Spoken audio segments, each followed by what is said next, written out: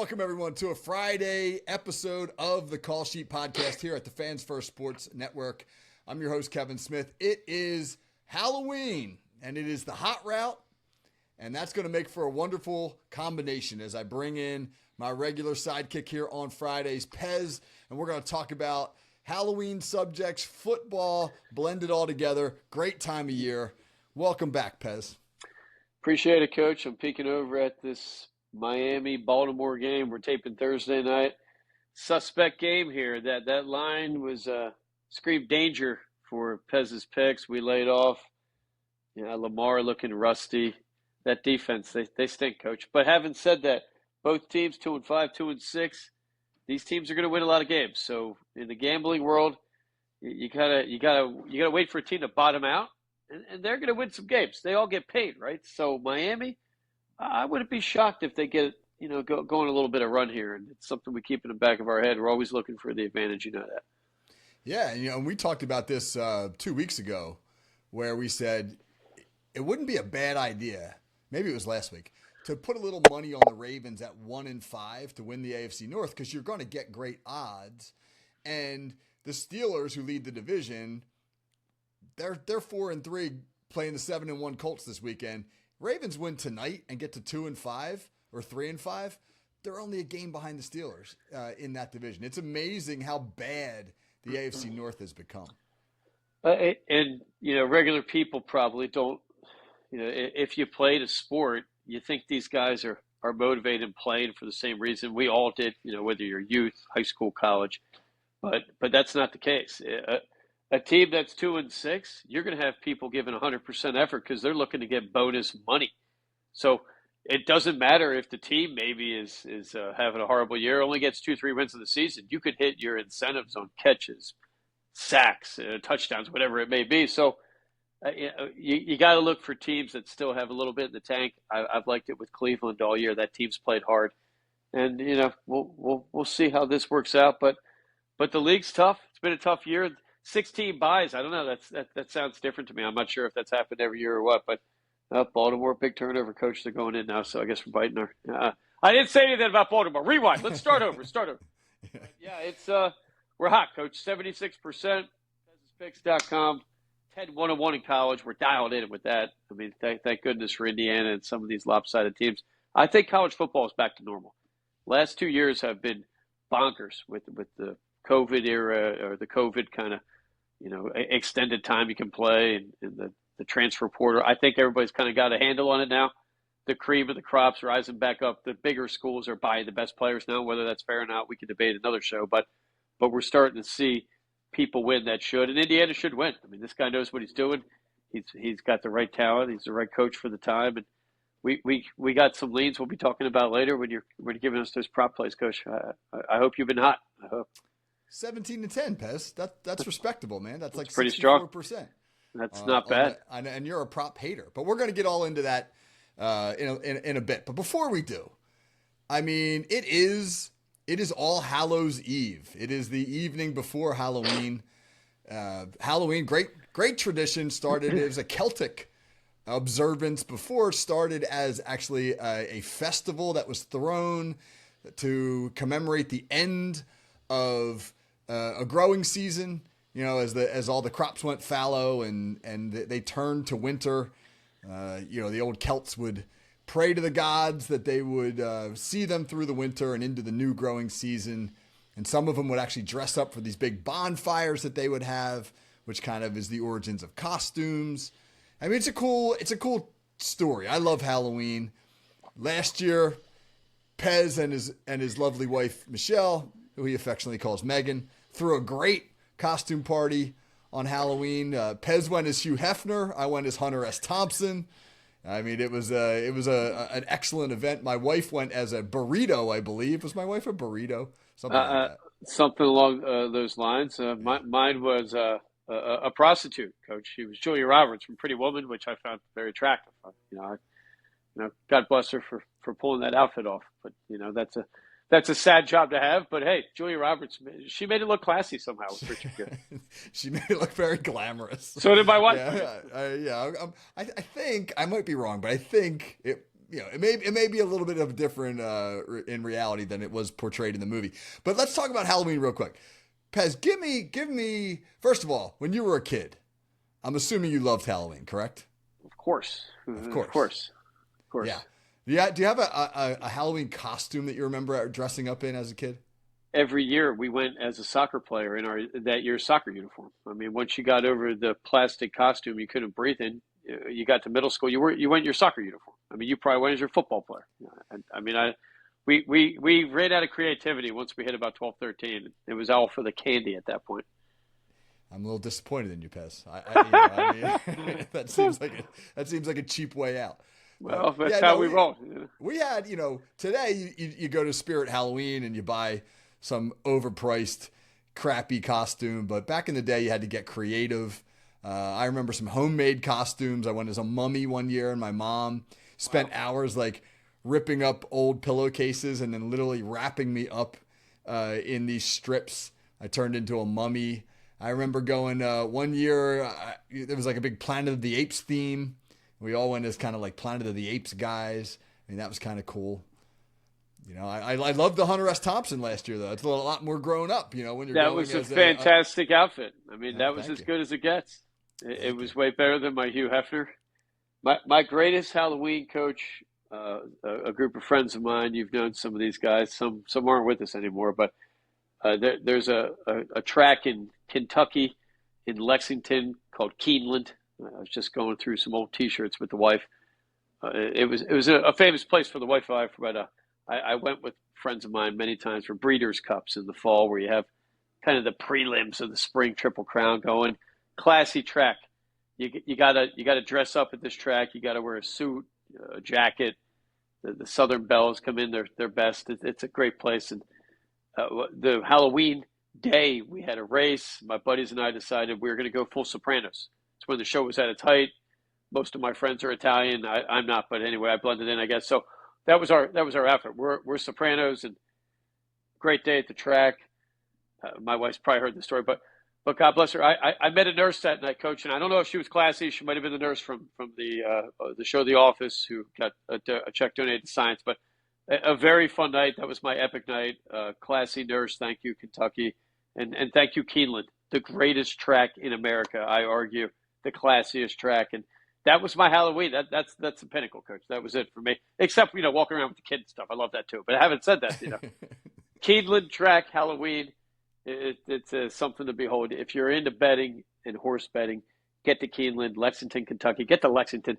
Great town, classy people, great food, different pace down there than Jersey, Philly, New York. It's a nice getaway. I have a good football Halloween memory. 2004, I was in the process of moving from one house to another house. There was like a 4 or 5 day lapse between the sale of the house I owned and the one I was buying. Realtor friend got me a rental right on the beach here in Ocean City. Beautiful view, beautiful scenario just for those couple of days. Halloween happened to fall on a Sunday that year, and Ocean City held its trick-or-treating on a Sunday. And Pittsburgh Steelers just happened to be playing the New England Patriots in the nationally televised 4 o'clock game. And Jerome Bettis, Ben Roethlisberger's rookie year, and Jerome Bettis ran all over Tom Brady and the Patriots. One of the few times the Steelers beat the Patriots when Brady was their quarterback. So watched that game, cheered them on. That was awesome to watch the Steelers run it down New England's throat, and then took my son out trick-or-treating. That's a standout Halloween for me. That's about as American, wholesome Halloween as you can get. I mean, that's as good as it gets. That's a mic drop, Coach. That's it. Yeah. Any Football dad Halloween out there, that's a classic dad Halloween, and the Steelers win, and that hasn't been happening a lot, but good for them at that time. Friday Halloween. I'm happy for the kids. I'm happy kids, ages all the way through college. That's a big party night. We might hit the town tomorrow night, Coach. I don't know. The wife's she loves costumes, the Halloween thing. So we might be hitting the town. Maybe we'll get you out. Maybe we'll get the little lady out too. Well, you got the little one. Maybe Grandma comes over, watches the little one. We hit the town a little bit. Let's get those costumes on. We got a big playoff game Saturday morning, so I'll have to. You ain't playing, Coach. Come on. That's true. I do need to have my faculties about me, so I'll have to behave myself. But Let me ask you this before we get to the football. Whenever I think of Halloween, you think scary movies. I mean, they're running on I can't remember what channel it is, but it's 889 on my TV, whatever the heck network. AMC. AMC. They're running all month long, nothing but horror movies because it's October, etc. Do you have a favorite? Do you have a favorite scary movie that you'd like to watch around Halloween? Friday the 13th too, Coach, for every reason. 80s horror movies were great. You have the gore, the suspense, the gratuitous nudity for no reason. I mean, it was as good as it gets. A pre-cell phone time, and I contend that Jason Voorhees, the most badass serial killer, scary movie serial killer. I believe he's got some sort of magical powers. I believe he's undead, but he's alive. Part one, I'm not ruining it for anybody, came out in the 70s. It was his mom. And then this guy's born out of, I don't know what the hell, it was soaking in that lake. And I think in a fight, we're going to have Jason Voorhees take Michael Myers. And I believe there was a movie where that actually happened. I think they both went to hell. I can't remember how it happened. It was a piece of crap. But Jason Voorhees, Friday the 13th, Part 2, that's my go-to. Yeah, the Friday the 13th series was pretty solid. Halloween was pretty solid. Halloween was a little creepy because you could almost like picture that happening, like some psycho out there stalking people on Halloween. Not trying to give anybody any ideas in this weird society we live in right now. But. The Jaws of scary movies, Halloween, the Jaws. I mean, that's it. It's the OG. Yeah. I love it. I never cared for the ones that were kind of over the top, the goofy Freddy Krueger stuff, and fantastic. I didn't get too into Scream or things like that much. I do like the psychological thrillers. You know what I just saw the other day that I thought was excellent was Sinners. Did you see Sinners? I did. Scary movie. Vampires. Yeah, man, I believe they're real. I don't know. I believe in gnomes and vampires. I think they're out there. True Blood, HBO. I think that was based on a documentary. It seemed like real people. The worst scary movie. The Twilight series. Any vampire with glitter, I'm kicking that vampire's ass.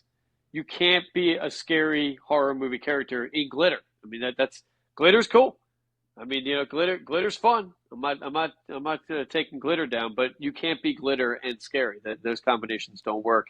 The saddest acted horror movie ever. All of those people, I wish they would have died. Not one smile in that movie, Coach. It's the most depressing, sad horror movie. I didn't even know who I was cheering not to die. Underrated one of my all-time faves, Stephen King's Silver Bullet, Corey Haim, Gary Busey, Corey Haim's in a wheelchair, the Silver Bullet, a phenomenal horror movie. Some of the most exciting horror scenes you'll ever see.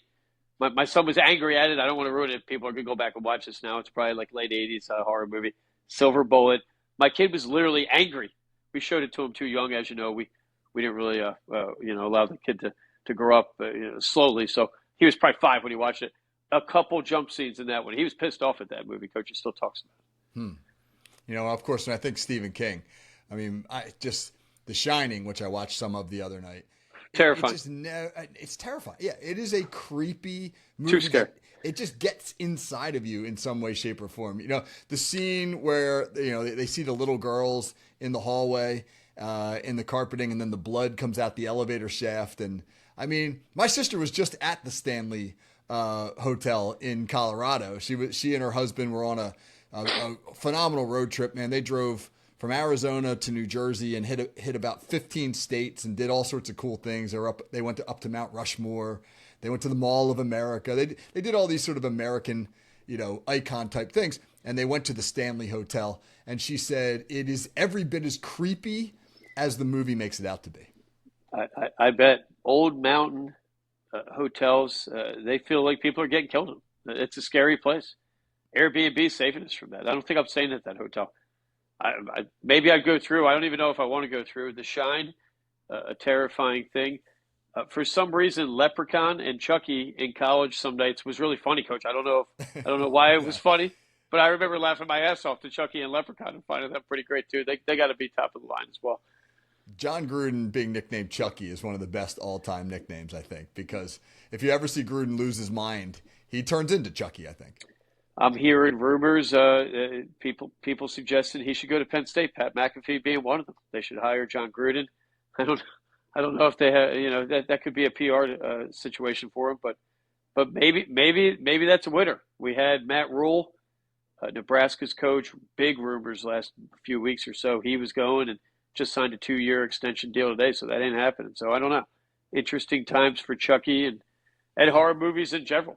The Stranger Things. Let's not forget, Coach. That's the greatest horror movie made in the last 25 years. That's it. Stranger Things. Great show.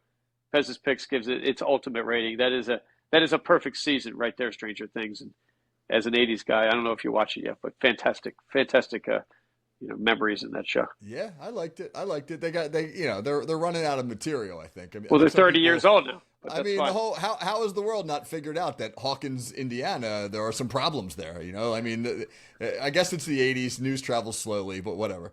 But hey, real quick about college football, and then we're going to pivot to the NFL.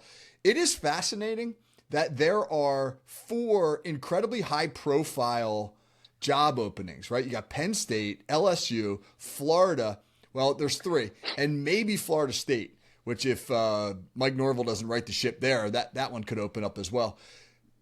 And it doesn't seem like there's enough qualified coaches to fill those jobs. I mean, there are qualified coaches, but those are schools looking for big name guys. And there's probably a bunch of young coordinators who are great, but whom 99% of the country's never heard of. And if you're Penn State after the James Franklin firing, you got to hire a big name. The trustees and the people who dump all that money in that helps you with the NIL and all that stuff, they're not going to be happy if you hire the up-and-coming offensive coordinator from some, like Western Athletic Conference school. So it'll be really interesting to see who takes those jobs. Because a guy like Gruden, I don't know if he could be successful or not, but he'd be a name that would bring in the money that they need to compete in this new world.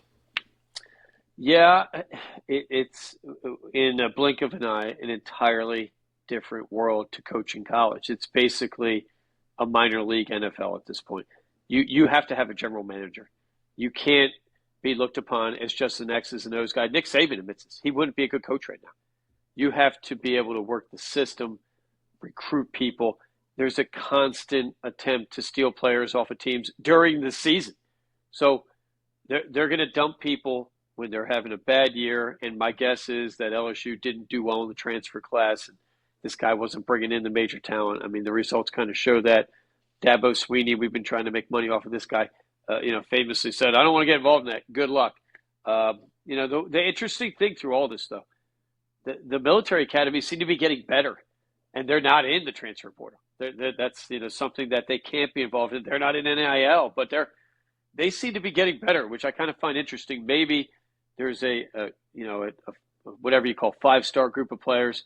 Maybe there's a 3-star group of players who are looking for stability, who are going to go to one of these academies, which is almost like getting an Ivy League degree, because they know the coach is going to be there. They're going to be there 4 years. They're not going to get harassed, and it's a different world. I believe next year colleges are able to pay these guys, right? I think they can actually pay them from their own NIL slush fund, and without regulation, we're going to see it go back to what we used to see, the same small group of big time schools winning everything. And maybe, you'll get an Indiana pop up here and there when you get a great coach. But I think we're going to get back to the Michigan, Ohio State, Texas, Alabama.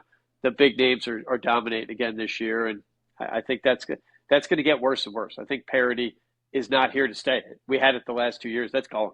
I think we're back to the big dogs. They can afford to buy 2 teams, two 5-star teams, 2 Class A teams, right? So, and there's guys probably willing to wait a year or two. Maybe I get on the field and an entirely different Wild West situation. And coaches are going to get fired left and right. I mean, it's going to happen.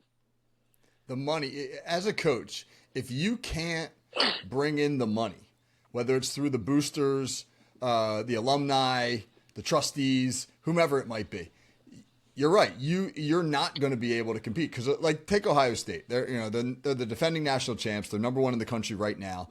They lost 15 guys to the NFL draft last year. I mean, that screams regression. You're just not going to be as good the next year. They might be better right now than they were a year ago because they have all that NIL. They have the best player in the country in Jeremiah Smith, the wide receiver, who is not yet draft eligible. He's got to come back another year. I mean, that dude's going to be able to say to anybody he wants, I'm going to name my price. And I'm sure Ohio State will keep him. They're going to figure out a way how to keep him. They're one of the few resources or schools that has the resources to do so. But yes, it's like NFL free agency, except there's really not a salary cap, and the most powerful schools are going to be able to hoard the best players. Well, and he's going to be asking $20-30 million to come back. He might not be in Ohio State. I mean, in that, Marvin Harrison Jr., I think, was offered $30 million. Guy should have stayed. It's been awful in the pros, right? It's been terrible out there in Arizona. That's a death trap for wide receivers. Yeah, they need a better quarterback, in my opinion. But yeah, that's a different world. I don't think Penn State, it wasn't an issue about the money. That school's got donors as big as anybody. I think the donors, the rumor is, made some calls and said, Kansas, dude, they were pissed off about it. They were threatening not to donate more because that guy couldn't win a big game. So he was able to get the money in, and you could argue a decent class of player, I guess, but at the end of the day, donors are running the show. This is where we're at now. You don't have that in the NFL. You got one owner. You have many owners. And, Michigan State, I can't remember the guy. It's a guy that played, he was off the last guy on the bench on Izzo's team, and he's some big real estate guy, Arizona. I think he owns an NBA team at this point. I can't remember his name, but a guy like that's running the team, and then the Southern schools guys, billionaires are running these teams, and they're making these calls, and we're at the point maybe where a real rich person is owning a college program, right? I can't imagine how bad it is at these lower level D1 sports where you talk about, maybe like soccer, swimming, baseball. Who knows what's going on? There's probably super rich people that are kind of owning the team, kind of like buying a little league team, but for them it's buying a big major team. And I don't like it, Coach. I think we got to get a hold of this. Nick Saban agrees with me, and I feel smart when Nick Saban agrees with me. It's not a sustainable system. It's going to bankrupt poorer schools, and it's going to get this situation's going to get out of control. When we have this much money involved, and you're talking corruption, you're talking gambling, it's just going to happen. It's going to happen. I don't know what they do. You look at Belichick, man. They've got 70 or so new players on the roster because so many people transferred out of there. They had to bring in new people. Paul Gunther, whom I coached with at Ocean City High School, he's now the DC at UNLV. He's running the defense there. They got 40 scholarship kids on defense. 37 of them are brand new this year. He's got to figure out how to integrate 37 new kids, 37 out of 40, into the program. So, yes, you're right. It is a massive transition, and the teams that handle it the best will be the most successful. Let's pivot, man. Last 5 minutes or so here of the show. Let's pivot to the NFL. First of all, before we get to a couple thoughts on the weekend, the upcoming weekend, reiterate it for us. You mentioned it at the beginning of the show. Pez's picks on a run, man. How you doing these last couple of weeks? 76% winners since we launched this month, Coach. I mean, that's it. I mean, we're making people money.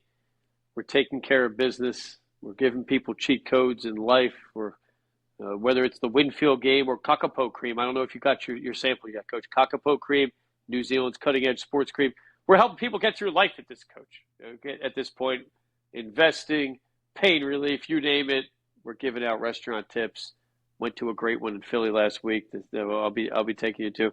I can't remember at this point. Stephen Starr place on Rittenhouse Square, a new Italian place. But yeah, we're hot, Coach. We're hot. We're going to stay hot.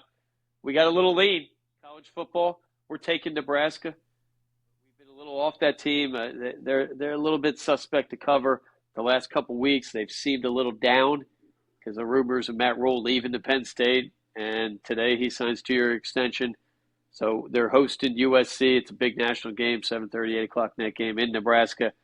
And I still love the quarterback, Dylan Raiola. I love that guy. I think that guy potentially could be the best NFL quarterback playing in college today. I think he's got all the right stuff and needs a little bit better coaching, I think. And that kid's got some potential. So getting 6.5 at home, we're taking the Cornhuskers in a little bit of a lead. That's not Pez'sPicks.com. We already hit JMU this week. Big blowout win. That JMU team, pretty damn good. I don't know if they have the defense to do it. I don't know if they have the size. That offense is dynamite. That coach is a little bit nuts. He ran a flea flicker trick play from his own 4. I don't know what the hell. I've never seen a guy do it. He scares me, Coach, but I love him. So We're 1-0 in the week. We got a lean on Nebraska. We got 3 other games on there and 3 NFL games on PeasantPicks.com. New payment options monthly. You can get a season pass now too. So check it out. Get on there. We got winners at the wazoo. So obviously you're killing it. You're not a prop pick guy, but I'm actually doing pretty well. I told you before the show, 17-10. That's like 64%. It's On our commendable. prop bets.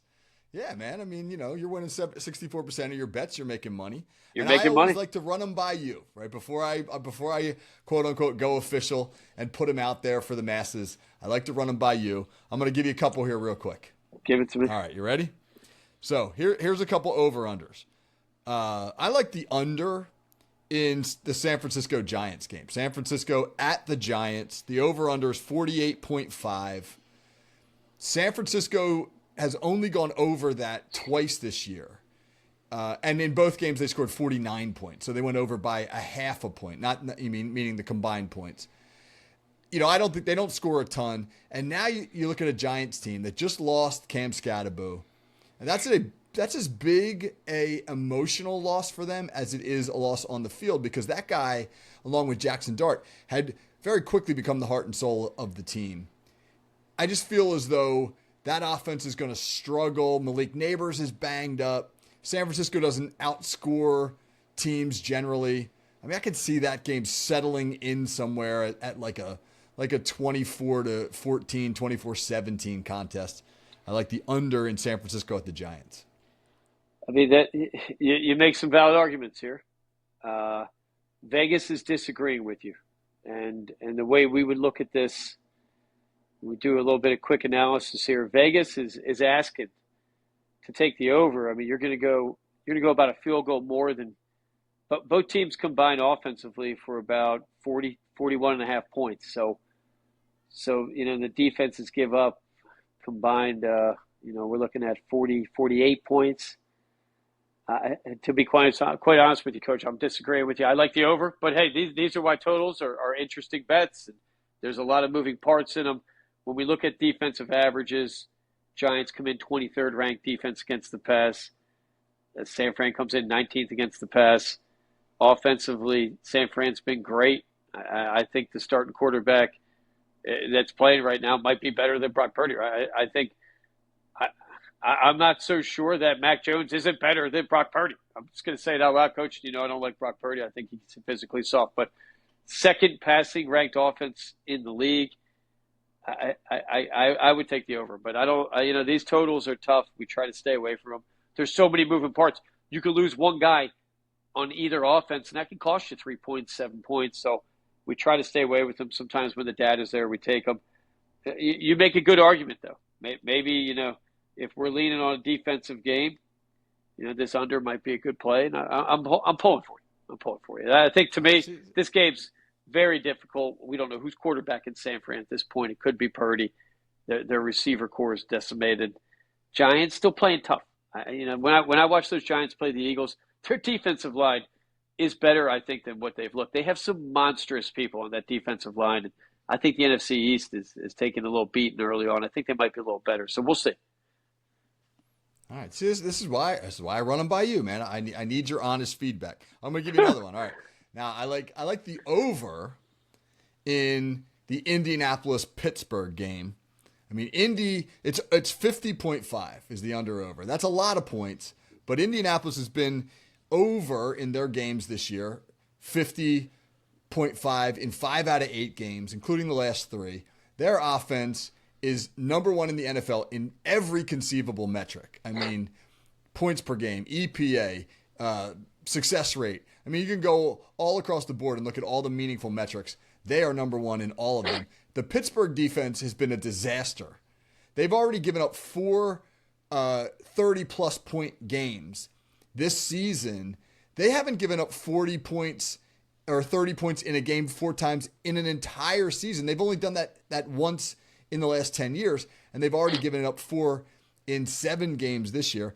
But their offense is functional, right? And they're scoring 25 points a game. So to me, Indy goes over 30 in this game. The Steelers wind up around 20-some, and it's an over. We have a rule of Pez's picks, Coach. We don't bet against Pittsburgh in Pittsburgh, and we lost money on them last week. That team blew that game. I'm pissed off at them still. Having said that, when I look at this defensive roster, whether Cam Hayward, Watt, you got Slay, and now they make a Slay deal. stinks. Slay stinks. You foisted him on us, Eagles. That was a foist. You I think foisted Slay on the Steelers. My thought is strong safety. There was a massive hole, and this Duggar guy. I give Pittsburgh the credit to know how to play defense. I can't believe they're this bad, Coach. So my only concern is at some point Pittsburgh always figures out a way to be a good defensive team, especially at home. They're coming in. They're only giving up 25 points a game. That's not too bad. If you take one score away from that, you get them down and below 20, then they'd be top 7, top 8 teams. I think that's possible. So I'm pulling for you. You're betting against your team, Coach. You should be betting on the under and the Steelers. That's what you should be betting on here. You got a Steelers flag. I didn't say I'm betting against them. I'm just betting the points. Who knows? High score game, Colts win this game. Maybe the Steelers put 38 up and they win this thing 38-35. You never know, man. Possible. How about these Colts averaging 33.8 points a game? I mean, we talked about it. This is a knockout blow for Pez's picks in August. Daniel Jones, breakout player of the year, we called it. They're about to hit their over. I think the total for wins for them was like maybe 8. We put that out a long time ago, so we're proud of that. I still think the Steelers are a potential Super Bowl team to get there. I think the AFC is wide open. Buffalo looks, more human than they did the last couple of years. Kansas City's starting to come on. It's going to come down to beating Kansas City, I think, in the AFC, and I think it's possible. The lunatic Aaron Rodgers, that he made a throw last week on the move. It was early in the game, maybe the first, second series. He's peeling out right. He zigged one about 60 yards. This play I'm talking about, right up the sideline. I mean, it was like, is a beyond Hall of Fame level pass. Maybe 5 guys in history could have made this ball. And that guy still got zipped. They're giving him decent protection. They're putting points on the board. So I don't know. I'm not counting the Steelers out. I think that defense is going to be good at some point. That's my feeling. I hope you're right. I don't like it. Right. That's 2 in a row I don't like. Oh, well, who knows, man? I might have to go rogue. We'll see. You have to. Yeah. Pez, as always, another great conversation, man. Keep killing it over there at Pez'sPicks.com. You've been wildly successful, and as always, I love having you on the show. And you too. I mean, we got to get you your site. We got to get CoachKT.com. Let's get this going. Let's get it going. You got these prop plays. Some stuff. At Pez's Picks, we got a motto. You want to bet on a worm race. If we can handicap that worm, you put that worm on a steroid policy or something, I'll bet on that worm. So let's whatever it takes, prop plays are nothing to be ashamed of. Let's still bet. I like betting war in Old Vegas. That's a great game to bet on. You can play war in Old Vegas during the day. That's a classy thing to do. Well, I mean, gambling exists for the entertainment of the masses, and to quote Russell Crowe from Gladiator, "Are you not entertained?" One of the great quotes of all time. All right, Pez, hope you have a great Halloween. And, who knows? Maybe we will see each other on Halloween. You never know. Let's do it, brother. Let's be careful out there. Watch out for Freddy. Yes, sir. Yes, sir. All right. Hope everybody else has a great Halloween. If that's a thing that you celebrate, have fun at your parties. Hope your kids get some good candy. Moderation. Everything in moderation, kiddies. All right. So for Pez from Pez's Picks, this is Coach Kevin Smith. Hope everybody has a great weekend. We will catch you next week on the Hot Route. Take care.